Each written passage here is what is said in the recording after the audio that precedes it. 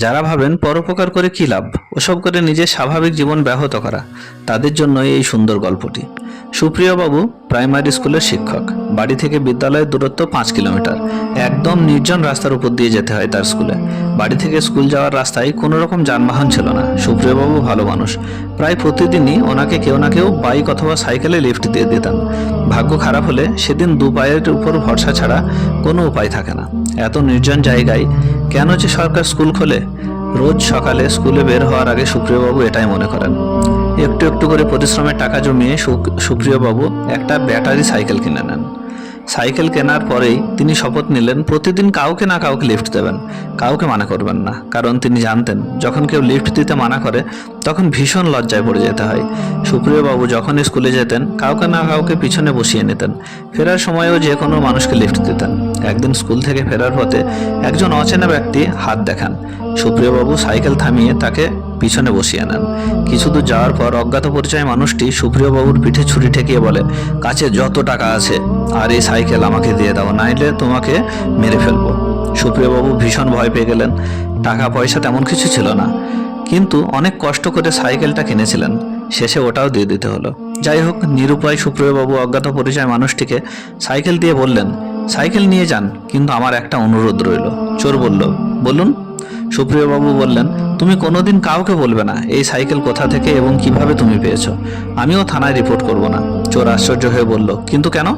সুপ্রিয়বাবু বললেন, দেখো, এই রাস্তা নির্জন, এমনিতেই সবাই ভয়ে ভয়ে চলাফেরা করে। তারপর সবাই যদি জানতে পারে এই রাস্তায় সাইকেল ছিনতাই হয়েছে, তাহলে কেউ আর কাউকে লিফট দেবে না। চোরের মায়া হলো, ভাবলো সুপ্রিয়বাবু সৎ এবং সজ্জন মানুষ, কিন্তু পেট তো আর শুনবে না। কথায় বলে, চোরে না মানে ধর্মের কাহিনী। সাইকেলটা চুরি করে নিয়েই চম্পট দিল। পরের দিন সকালে সুপ্রিয়বাবু দরজা খুলে দেখেন দরজার সামনে তার সাইকেল রয়েছে।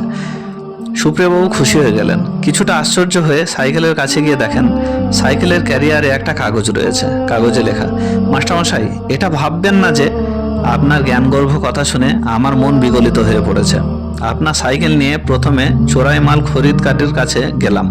উনি দেখেই বললেন, আরে, এ তো মাস্টারমশাইয়ের সাইকেল না? বললাম, হ্যাঁ, ঠিক বলেছেন, মাস্টারমশাই আমাকে বিশেষ কাজে বাজারে পাঠিয়েছেন। বলে তৎক্ষণাৎ সেখান থেকে চম্পট দিলাম। সারাদিন কিছু খাওয়া হয়নি। মিষ্টির দোকানে কিছু খেতে গেলাম। দোকানদার বলল, আরে, মাস্টারমশাইয়ের সাইকেল নিয়ে কোথায় ঘুরছো? বললাম, হ্যাঁ, মাস্টারমশাইয়ের বাড়িতে অতিথি এসছে, তাই মিষ্টি কিনতে এলাম। রাস্তায় যার সঙ্গে দেখা সেই বলছে, মাস্টারমশাইয়ের সাইকেল দেখ দেখ। ভাবলাম এলাকার বাইরে কোথাও গিয়ে বিক্রি করতে হবে। এলাকার বর্ডারে পুলিশ চেকিং চলছিল। পুলিশ বলল, আরে, মাস্টারমশাইয়ের সাইকেলটা নিয়ে কোথায় চলেছ? পুলিশ আমার দিকে তেড়ে আসছে দেখে কোনো রকমে সাইকেলটা নিয়ে চলে এলাম। পুলিশের হাতে ধরা পড়লে আমার 12টা বাজিয়ে দিত। মহাশয়, এটা আপনার সাইকেল নাকি মুকেশ আম্বানির ফরচুনার সেটা বুঝতে পারলাম না। গোটা এলাকার মানুষ চেনে এটা মাস্টারমশাইয়ের সাইকেল। আপনার জিনিস আপনার কাছে রেখে গেলাম। এটা চুরি করে কত মারাত্মক ভুল করে ফেলেছি আপনাকে বোঝাতে পারবো না। এই ভুলের খেসারত বাবদ আপনার সাইকেলে একটা ব্যাটারি টর্চ লাগিয়ে দিলাম। আপনার রাত হলে আসতে আর অসুবিধা হবে না। চিঠিটা পড়ে সুপ্রিয়বাবু হেসে উঠলেন, বললেন, ভালো কাজ করলে অবশ্যই ভালো প্রতিদান পাওয়া যাবে। সাময়িক কালের জন্য খারাপ কাটলেও সেই খারাপ দীর্ঘস্থায়ী কখনোই হবে না।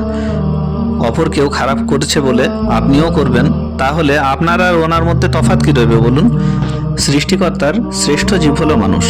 তাই প্রতিটা মানুষের সামাজিক দায়বদ্ধতা রাখা উচিত। তাহলেই সমাজ ভালো থাকবে, আমাদের এই ধরনে ভালো থাকবে। ভালো কাজ করুন, সব ভালোই হবে।